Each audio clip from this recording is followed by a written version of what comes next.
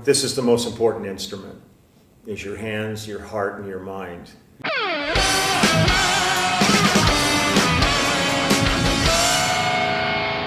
Ja, hi, der Jan hier von nStuff. Wir sind hier beim Warwick Bass Camp und netterweise hat sich Lee Sklar ein bisschen Zeit für uns genommen, mitten am Morgen, es ist quasi noch Nacht, uns ein kleines Interview zu geben. So, hi. Good morning. How are you? Good morning.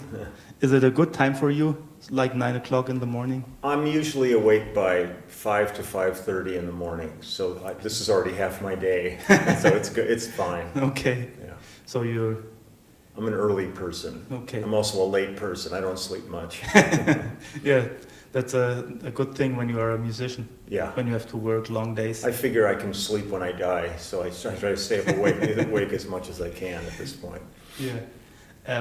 Is it correct that you started your life as a musician as a piano player? Yeah. I started playing piano when I was 5 years old as a classical. Started studying classical piano. Yeah. And when I was 12 years old, I went into what we have in the States is junior high school. And I kind of thought, I'll go in there and I'll be their piano player. And the music teacher said, there's like 50 other children that play piano, but we need a bass player. And he brought out a string bass, and as soon as I put it against me and hit a note and felt that vibration, I went, sold. And he gave me some lessons, and that got me started. So it's been a fun journey. Okay. And was it like, when was the decision, oh, that could be my profession? When I met James Taylor in 1970, I had met him through a band I was in. Our drummer had a friend, and James Taylor was a friend of his. James had just done his first Apple album in England, and he had come back to the United States, but Fire and Rain was one of his biggest hits, and that hadn't even been released yet.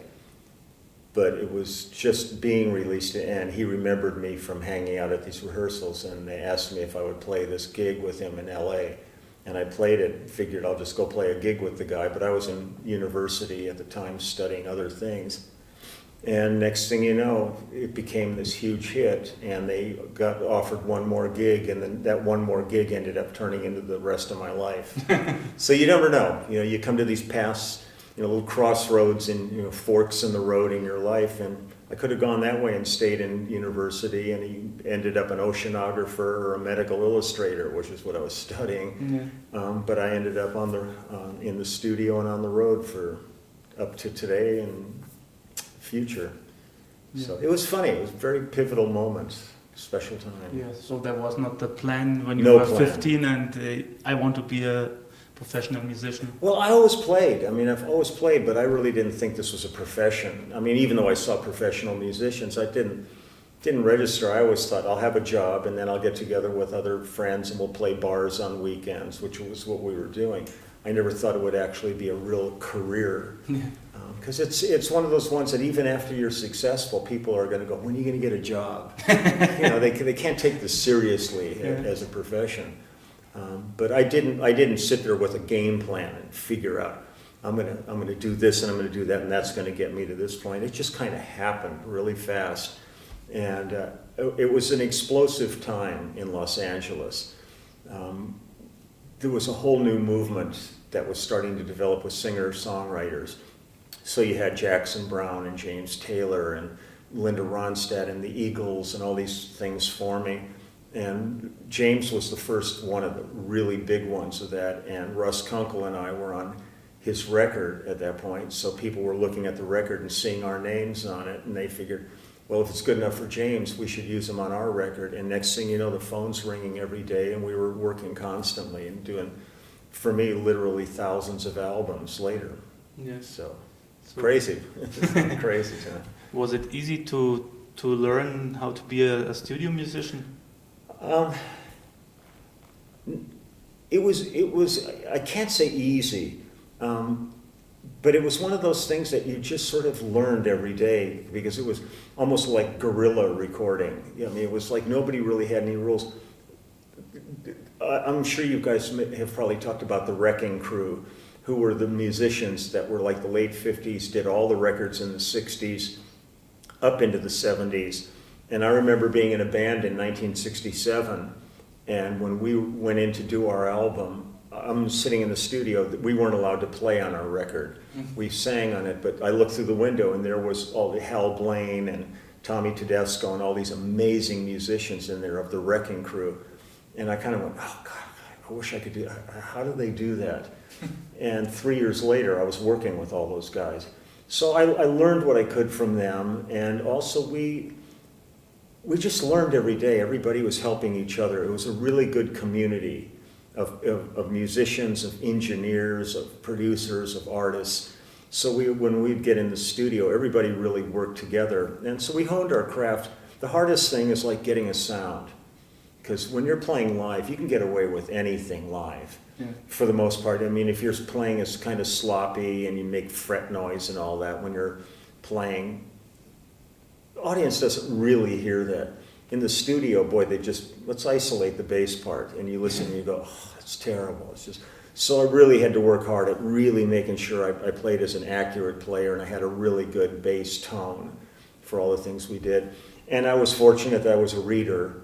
So from studying piano, so when I got sessions where I had to read music, it was no problem at all. And that kind of a lot of times separates studio musicians from the other musicians, because if you can't read music, you can't be a studio musician. Not that you're going to have to read every day, but when you do get called for it, you have to be able to do it and not just sit there going, I can't read. Well, then they're going to fire you and get somebody else. So you have to be, it's a different level of playing.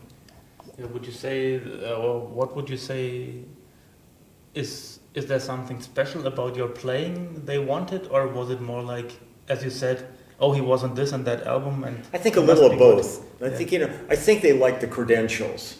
Like like especially an artist might go, God, I'm an aspiring singer and songwriter. I got those guys on my record, so it's good for them.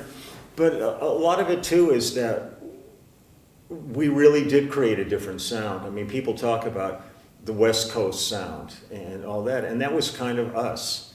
I mean, we didn't know, we weren't consciously going, we're going to do this, but it came from a movement that I only recognize in hindsight. In looking back at it, we see it.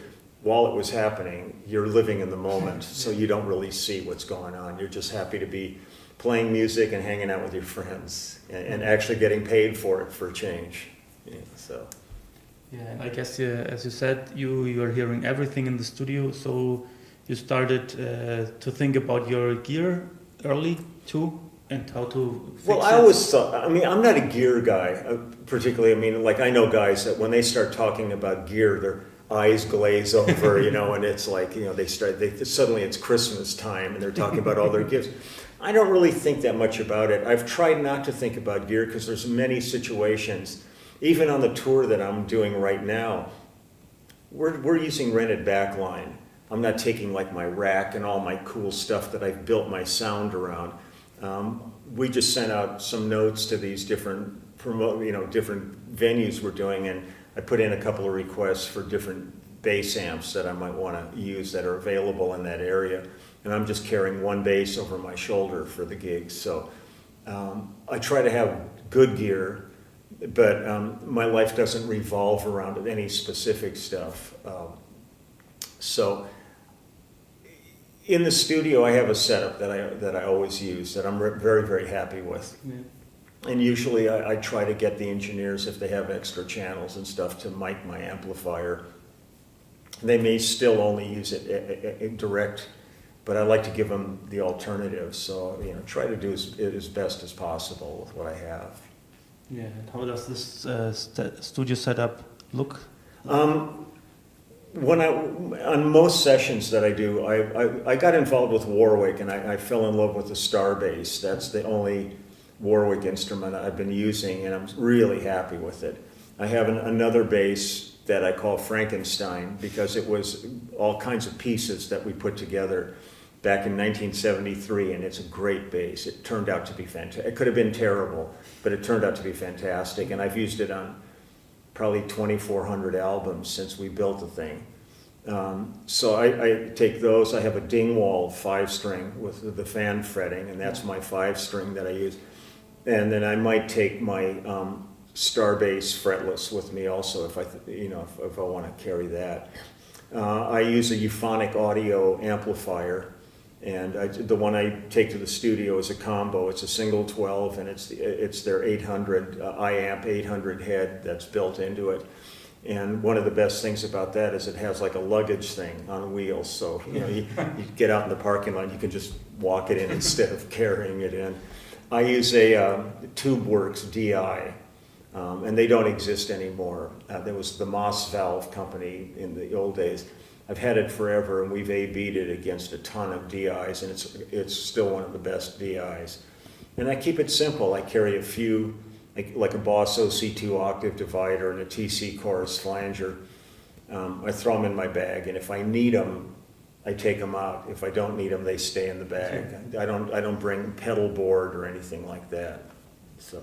Pretty simple, basic setup, and then I bring these and this, and hope to do the best. Yeah.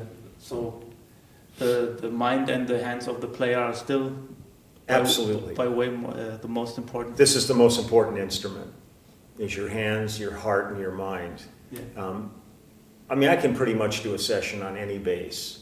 If the setup's even halfway decent and it's intonated, I can figure out a tone on them. But it really, all the things that I bring to a session really are already in me. The dynamics, I don't like engineers, before I've played a note, you look in and they're already hitting the limiter. Yeah. I go, don't do that. I can do all kinds of dynamics and limitation with my hands. If when you go to mix the record, you want to maybe put a touch of compression on it after other things are on it, you can do that, but don't take my abilities away from me. And the minute they start hitting limiters, they've done that. Because I'm a real even player. I've gotten really used to it, and my touch is real even. So I try to have them do as little as possible to affect my tone. Let me do my own job, and don't dictate what it's going to sound like. Yeah. Yeah. Do you think that players that start now, with all the equipment and the technique that is out there, they sometimes lose that ability? So because they know, I can play something, and then they do all the stuff in the computer and it will be okay. Yeah, it's like there's kind of an old quote that people use, we'll fix it in the mix. Yeah. And I think that's ridiculous. I think you should go in, when you finish that day, it should be the best it can be. I think a lot of people now are real bogged down in the technology, because you can do so much with the technology. If you can't sing in tune, we can pitch correct your vocals. If you're a singer, you should be able to sing. You shouldn't be in there being a terrible singer and then have an engineer spend a month sitting in a room just tweaking and working on every note that you're trying to sing. If you're a drummer, man, you should be playing. I don't want to hear you quantized and try to correct it. You shouldn't be playing drums on the session if you can't do that. Yeah. So, that's where I get really kind of, pissed off. I treat this as a profession, and the technology has allowed a lot of amateurs into the business who really should be going, would you like some French fries with that hamburger? It's like, get out of here. But I would hope, this is one of the things during this week at the Warwick camp, is I've done clinics every day. And that's one of the things I'm trying to emphasize to people, is to internalize into the songs and really understand what they need and try to create really good parts for them and not do things that they're going to have to fix later. When I leave, I want the best bass part it can be. They might play around with it and do some cutting and pasting, but that's got nothing to do with me. That's their decision later on. But when I leave at the end of the day, I want it to be the best part I can possibly play. I don't leave with any regrets or excuses. But a lot of guys in this stage, some of the younger players I've been working with get it.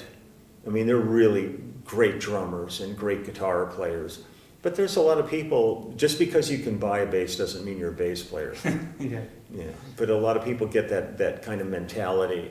I got a cool piece, man. I got the same bass Flea's got, so I can play. You're not Flea. Go away. Just you might be Flea someday if you really work hard at it, because that didn't come overnight to him. Flea's an accomplished musician. He's got his shtick with Chili Peppers, and all the visual aspect of the way he plays. But when he sits down and plays, he's a really good bass player. And these guys sort of don't see that part of it. They just kind of see the stage and the whole thing. So it's a long answer to that, but yeah, I just want even young players and new players just to focus on the importance of what their job is and do it the best they can. Don't think it can be fixed later. Yeah. Okay. Yeah. So yeah, thank you very much for your time. My pleasure. And I hope you enjoy the rest of the Warwick Bass Camp. Today's the last day. It's going to be kind of nice. I can relax. We're going to play tonight for a little bit with Jostle. There's Steve Bailey and Jonas Hellberg and myself and Chester Thompson. So that'll be fun. But for the rest of the day, I can relax and just visit people. Yeah. The pressure's off. Okay, that sounds My good. last interview, I'm glad we got to do it. Yeah. Thank you very much. My pleasure. Cool.